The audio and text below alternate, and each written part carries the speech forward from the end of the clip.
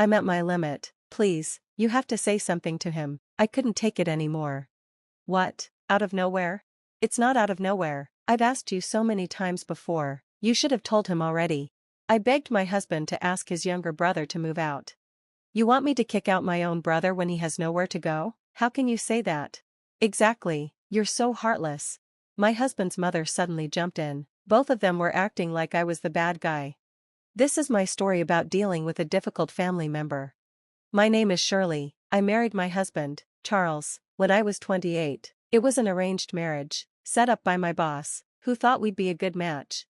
I've loved karate since I was a child. Back when I was a student, I focused more on training than dating. Even after starting work, I didn't really think about marriage. Since I had never really been in love, I didn't know how to start a relationship. My boss was worried about me and introduced me to Charles, his good friend.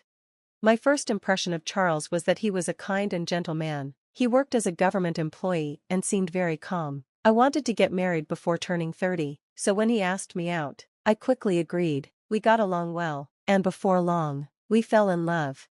What I liked most about him was his honesty and kindness. I thought we could have a good life together. When he proposed, I happily said yes. My parents are wealthy and own several vacation homes. As a wedding gift, they let me choose one. You can pick any house you like, they said. I chose a house that was just right, not too big, not too small. It had space for a future child, a garden, and was close to stores and public transport. It was perfect. Charles, who usually doesn't show much emotion, was amazed. Wow, this is incredible. Are you sure it's okay for us to have such a nice house? He said, looking a little guilty. Our happy life together was about to begin. I never doubted it for a second. Our wedding went smoothly, and we started our new life together. But just a few months later, Charles's father passed away after struggling with a long illness. Charles had a younger brother, but I had barely seen him. He worked at a factory in the suburbs, so I only met him at our wedding and then again at his father's funeral. After their father's passing, Charles's mother was left alone. Charles started calling her more often, and soon, she began visiting us regularly. I understood that Charles felt responsible as the eldest son. It made sense that he was worried about his mother, but I was busy with work, and home was my only place to relax. So when I came home to find my mother-in-law sitting there like she belonged, I started feeling uneasy. One day, after months of the same routine, my husband said, "Hey, Shirley, what do you think about my mom moving in with us?" What? I was surprised. Why are you suddenly bringing this up? She already comes over all the time. He smiled like he had the best idea ever. It must be tiring for her to visit so often. Why not just let her live here? Wait a second, I said, trying to process his words. We have our own life to live. This house is too big for just the two of us, he argued. If she moves in, it'll be better for her. He wasn't really asking for my opinion. He had already made up his mind. I wasn't happy about it, but he kept saying he was worried about her being alone. Since he cared so much, I felt like I couldn't say no. Before I could even decide, my mother-in-law sold her house. Suddenly, I had no choice but to let her move in. I was upset with my husband for arranging this without talking to me first. We don't have a family home anymore, he said. She has nowhere else to go. At that point, I gave up arguing. After she moved in, life became mentally exhausting. She didn't outright mistreat me, but she criticized me a lot. "You are the wife," she would say. I hated it. "You married my son, so you should serve his family." She had very old-fashioned ideas. If I put work first, she'd say, "You're alive, act like it." She repeated this constantly. Because of this, I started staying late at work more often. I avoided home as much as possible. Her sarcastic comments annoyed me, but I found ways to deal with them. Life went on as usual, until something big happened. A few years later, my brother-in-law suddenly announced, "I'm quitting my job at the end of the year and moving back home." This shocked all of us, me, my husband, and my mother-in-law. But there was a problem. His childhood home was already sold. There was no place for him to return to. Angry, he blamed my husband and mother-in-law. "I didn't know you sold our house. Why did you do that without telling me?" My brother-in-law was the kind of guy people call trouble. He dressed flashy, spoke roughly, and had a bad attitude. Honestly, I never liked him and preferred to stay away. "I'm sorry," my husband told him. "I was worried about Mom living there alone, and we thought you planned to stay in your job for a long time."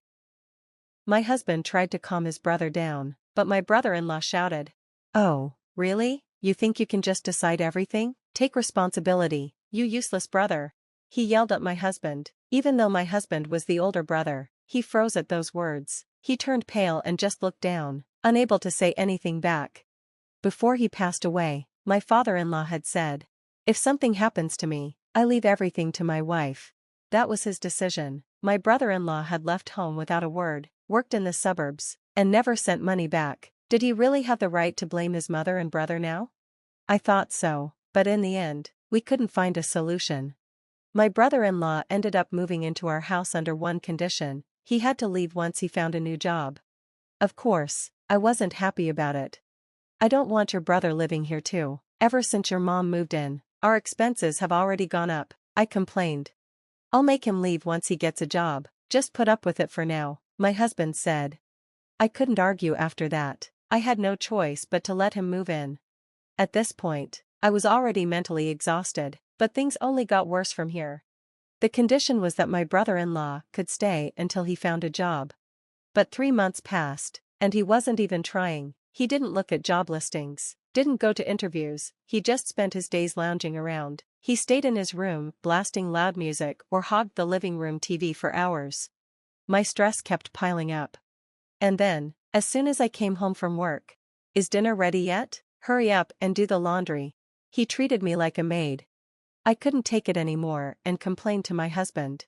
"Hey, can you do something about your brother? He treats me like a housekeeper." "Housekeeper? He thinks of you as his sister. He really likes you." My husband laughed. "What do you mean he likes me? He orders me around. I'm treated like a servant in this house." I was furious, but my husband just brushed it off. "Enough already, you're not his wife, but you are his sister-in-law. Just deal with it, okay?" I was stunned. As long as I kept quiet and endured everything, my husband thought things would be fine. I gave up trying to argue. After that, I stopped complaining to my husband. Instead, I called my parents and vented to them. My mom and dad told me I could come home anytime if I needed to. Their words were the only thing keeping me going. But then, my brother-in-law did something terrible. One day, I came home from work and saw a fire truck parked in front of our house. Panicked, I ran toward it, only to be stopped by a firefighter standing behind a safety line. Several firefighters walked out of the house, while my husband and mother-in-law thanked them. "What happened?" I asked, watching the fire truck drive away. My husband glanced at his mother and hesitated, then he muttered, "My brother was smoking, and the cigarette butt caught fire." I was so shocked and angry that I raised my voice. They explained that a cigarette butt had started a small fire, and my mother-in-law panicked, calling my husband and the fire department. Then why didn't she call me? I had only found out because I came home at the right time. If I had come back later, would they have just kept quiet? I asked them, but they both stayed silent. Frustrated, I rushed to my brother-in-law's room and threw the door open. "You could at least knock," he snapped. I ignored him and looked around. A huge burn mark covered the carpet under his bed. The house had smelled of cigarettes ever since he moved in, which was already stressing me out, and now, my favorite carpet was ruined. I had reached my limit. I turned to my husband, my mother-in-law, and my brother-in-law. "I'm done, you need to say something." My husband looked startled. "What's wrong with you all of a sudden?" "It's not all of a sudden, I've told you many times before, you should have put your foot down." I begged my husband to make his brother leave.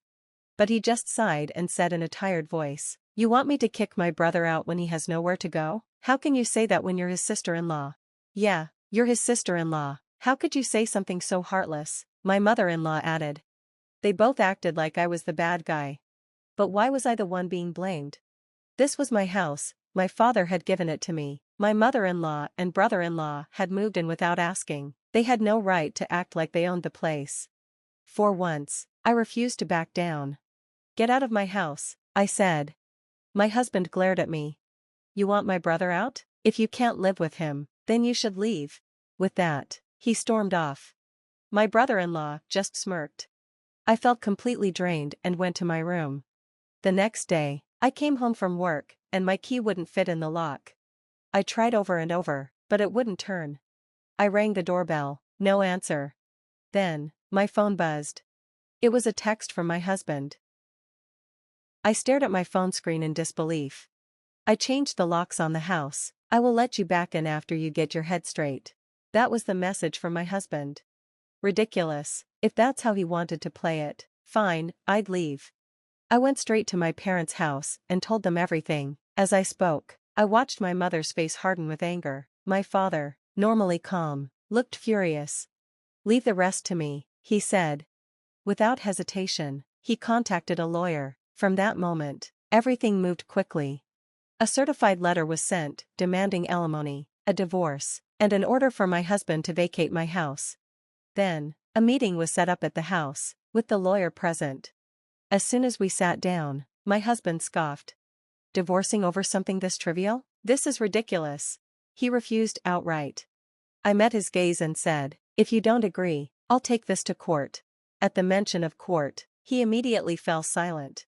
But when we brought up the house, he raised his voice again. This is our home, I'm your husband, I have a right to it, too. He smirked, as if he'd won. The lawyer didn't even blink. You have no right to this house, he said plainly. The truth was, my father had given me the house before we were married. It was legally mine. It was never shared property. I watched as my husband, mother-in-law, and brother-in-law turned pale. They had assumed they would never be kicked out. Their faces told me everything. They had never even considered this possibility. Finally, my husband stammered, Shirley, maybe we should reconsider. The lawyer turned to me. What would you like to do? I didn't hesitate. I'm getting a divorce. My decision is final.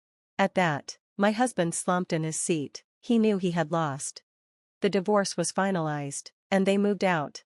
Now, I hear that Charles is struggling to pay the alimony. The three of them moved into a shabby apartment, far from the comfortable life they once enjoyed. My ex-mother-in-law and ex-brother-in-law, no longer free to live off someone else, became increasingly stressed. As for my ex-brother-in-law, I heard he got into a fight with some thugs and was arrested for assault. Not my problem anymore. I got my house back. I remodeled the room he used to live in, finally erasing the scorch marks that had haunted me. Now, my weekends are spent with my parents, who come over and stay with me. My home is peaceful. To thank the lawyer who helped me, I invited him to dinner. Since then, we've been meeting regularly, outside of legal matters. Maybe, one day, I'll get a second chance at a happy marriage. For now, I'm simply enjoying my freedom.